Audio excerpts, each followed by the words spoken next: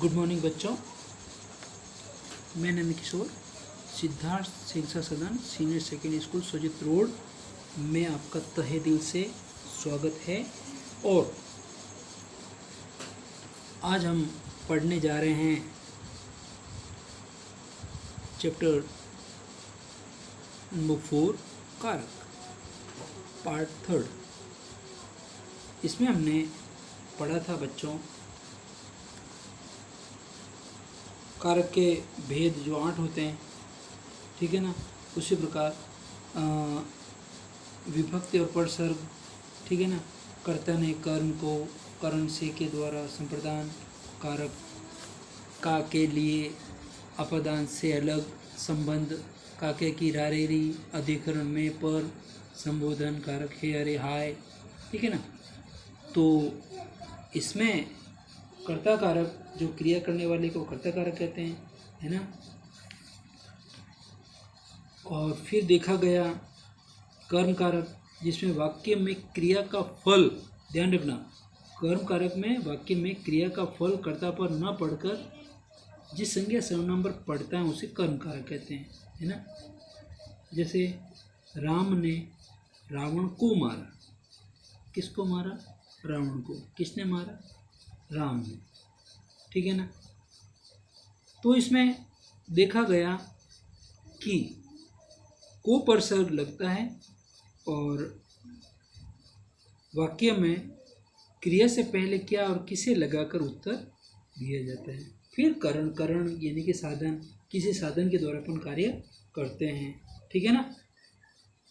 और संप्रदान में जो निस्वार्थ भाव से किसी के लिए कार्य करे, किसी के लिए कुछ करता है, ठीक है ना। तो इसमें क्या होता है कि वाक्य की क्रिया से पहले किसको या किसके लिए शब्द लगाकर प्रश्न करने से उसका उत्तर मिल जाता है। जैसे राजा ने ब्राह्मण को दान दिया या ब्राह्मण के लिए दान दिया, तो किसको दान दिया? कि ब्राह्मण को। या किसके लिए? कि ब्राह्मण के लिए, है ना। वो भी कर सकते हैं। फिर आपके सामने आ रहा है अपादान कारक।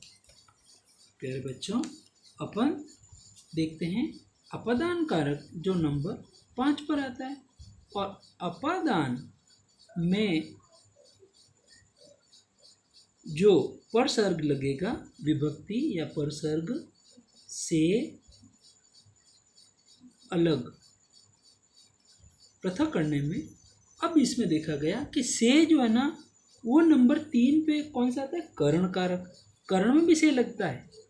और नंबर 5 पे जो अपादान कारक है इसमें भी से लग रहा है। लेकिन जो करण का मैंने पहले बताया, करण करते साधन, कर्ता किसी साधन के द्वारा ये से कार्य करता है। और इसमें जो अपादान कारक में से जो लगा है, इसमें क्या होगा? कर्ता किसी साधन से अलग हो रहा है या किसी से अलग हो रहा है। जैसे ये जो मेरे हाथ में पेंसिल है, अब ये पेंसिल क्या हो गई? ये नीचे गिर गई, है ना। अब ये किससे हुई अलग? कर्ता से अलग हो गई है, ठीक है ना। तो देखिए इसकी परिभाषा कि संज्ञा अथवा सर्वनाम के जिस रूप से एक वस्तु, नॉन लिविंग थिंग्स, या प्राणी का दूसरी वस्तु या प्राणी से अलग होने का जो भाव प्रकट होता है उसे अपादान कारक कहते हैं। कि कोई भी एक वस्तु हो या प्राणी हो, दूसरी वस्तु या प्राणी से अलग हो जाते हैं, है ना। तो अलग होने का भाव ही, जैसे आप क्या करते हो कि घर से स्कूल आए, तो किसे हुए आप अलग? घर से। कहाँ गए? स्कूल में। घर के साथ लेके थोड़ी आए। एक वस्तु या प्राणी से अलग होने जो अपादान कारक में होते हैं। जैसे वृक्ष से पत्ते गिरते हैं, पत्ते बहुत सारे हैं, वृक्ष एक है, वृक्ष से पत्ते गिरते हैं, ठीक है ना। तो पत्ते किससे हुए अलग? वृक्ष से अलग हुए, ठीक है ना, वृक्ष से अलग हो गए, ये वृक्ष से अलग हो गए। एक वस्तु से ये चीज अलग हो गई, ठीक है ना। तो ये अलग होने का भाव अपादान। ये पेड़ हो गया, ये पत्ते हो गए, इनके बीच में दूरी हो गई ना, अलग होने का भाव, अलग हो गए। निशांत स्कूटर से गिर गया। अब जो निशांत है वो किससे गिरा, किससे हो गया वो अलग?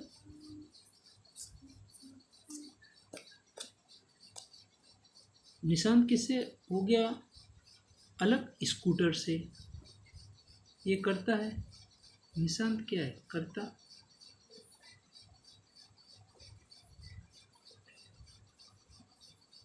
ठीक है ना, करता किससे हो गया? स्कूटर से अलग हो जाना। स्कूटर से गिर गया, वो स्कूटर एक तरफ, वो एक तरफ, ठीक है ना।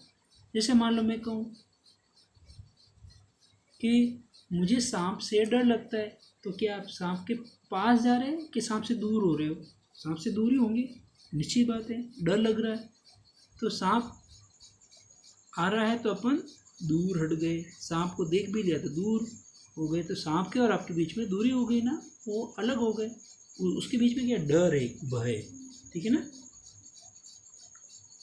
उसी प्रकार देखिए आगे, वाक्य की क्रिया से पहले कहाँ से अथवा किस से, ध्यान रखना, ये पहचान है, इम्पोर्टेंट है, ध्यान रखना। कहाँ से अथवा किस से शब्द लगाकर प्रश्न करने से जो उत्तर मिलता है वो अपादान कारक कहलाता है।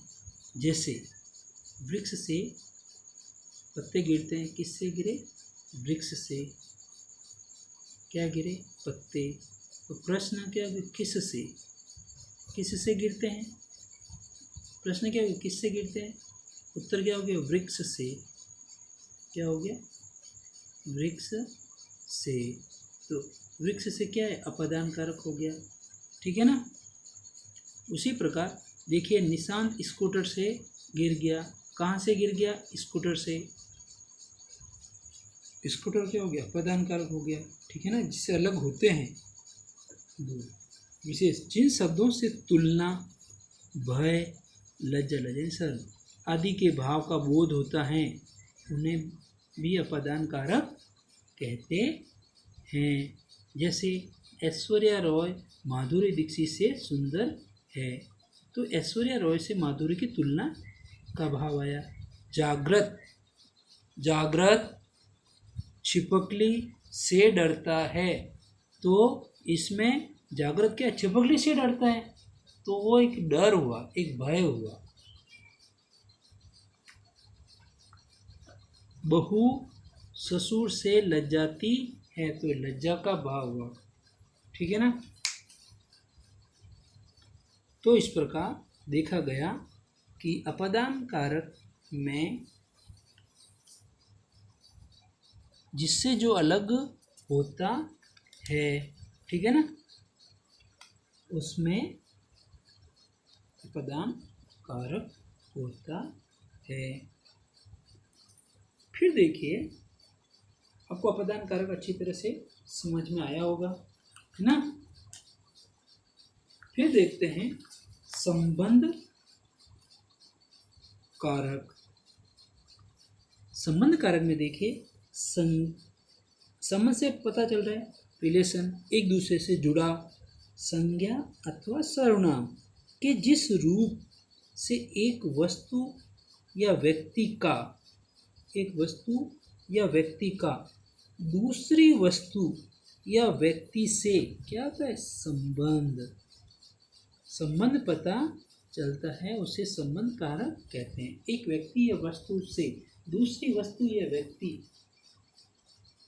से संबंध पता चलता है, संबंध कारक कहते हैं। जैसे आरती का, देखो ये परसर क्या है, संबंध में क्या होता है, का, के, की, गा, गी, गे, रा, रे, री, है ना, तो ये परसर हो गया।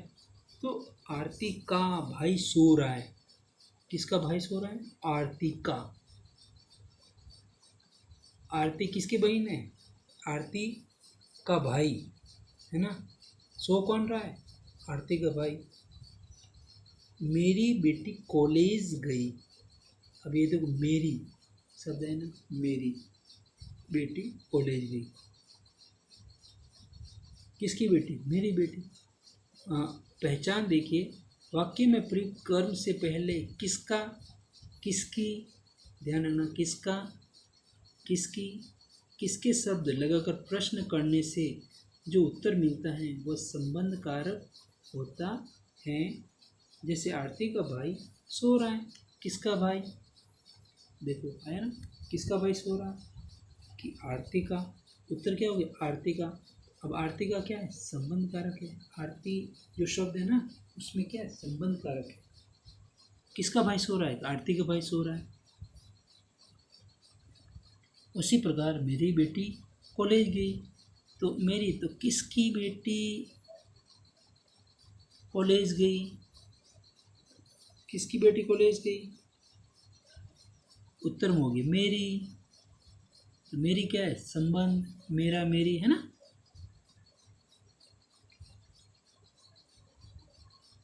अब देखिए संबंध में, संबंध कारक में का, की, के, रा, री, रे तथा ना, नी, ने परसर्गों का प्रयोग होता है। परसर्ग भी कहते हैं, विभक्ति भी कहते हैं,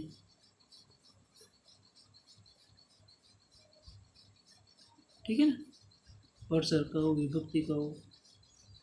अब देखिए इसमें विशेष, विशेष जो है संबंध कारक का वाक्य की क्रिया से सीधा संबंध नहीं होता है।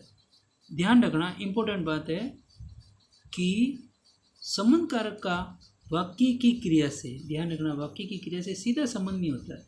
संबंध कारक के परसर्ग संज्ञा या सर्वनाम के लिंग के अनुसार बदल जाते हैं। संबंध कारक के परसर्ग संज्ञा और सर्वनाम के लिंग के अनुसार बदल जाएंगे, ठीक है ना। तो जैसे अपन देखते हैं कि महेश का भाई, ठीक है ना, सुरेश की बहन, इस प्रकार अपन ले सकते हैं, ठीक है। तो देखिए इसमें देखें, जैसे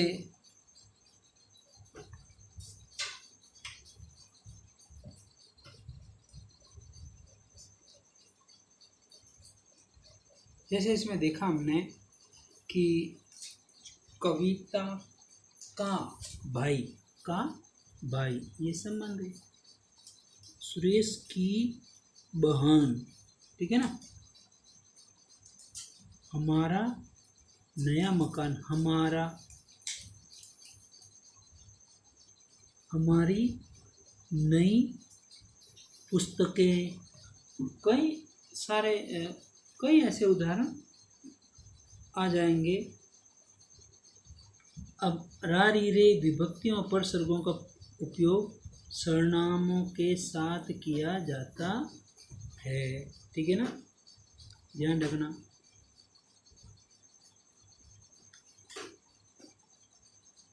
अब देखिए इसमें अधिकरण कारक, अधिकरण देखिए संज्ञा सर्वनाम के जिस रूप, अधिकरण का होता है आधार, अधिकरण कारक संज्ञा सर्वनाम के जिस रूप से क्रिया के आधार, समय और स्थान, तीन बातें बताइए। आधार यानी कि जिस पर हम खड़े हैं, बैठे हैं, आधार समय और स्थान आदि का पता चलता है उसे अधिकरण कारक कहते हैं। और इसके चिन्ह हो गए ना, में, पे, पर, ऐसे ना। जैसे बच्चे छत पर, किस पर? छत पर खेल रहे हैं। दूध में चीनी डालो, किस में चीनी डालो? दूध में, तो मैं आ गया, इसमें पर आ गया। तोता पिंजरे में बंद है, ठीक है ना। मुझे बाल दिवस की संध्या पर वीरता पुरस्कार मिलेगा। मुझे बाल दिवस की संध्या पर, उस शाम को, वीरता पुरस्कार मिलेगा। अधिकरण कारक में पर सर्गों का प्रयोग होता है। जैसे अपन कहें कि पेड़ पर बंदर बैठा है।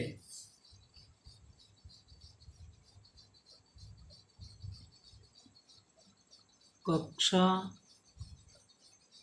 में छात्र हैं, है ना, ये में आया। तो जिस शब्द के साथ पर सर्ग लगेगा उसी में अधिकरण कारक होगा, ये ध्यान रखना है, ठीक है ना।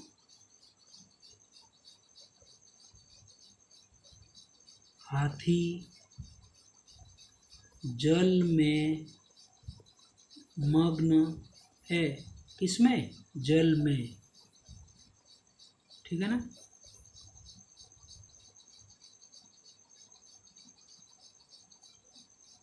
आदि मानव वन में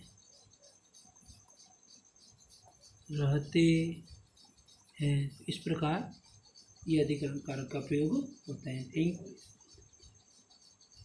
इस प्रकार प्यारे बच्चों, आपको ढंग से सुनना है, समझना है और डेट लगानी है और प्रत्येक पेज पर पेज संख्या लगानी है।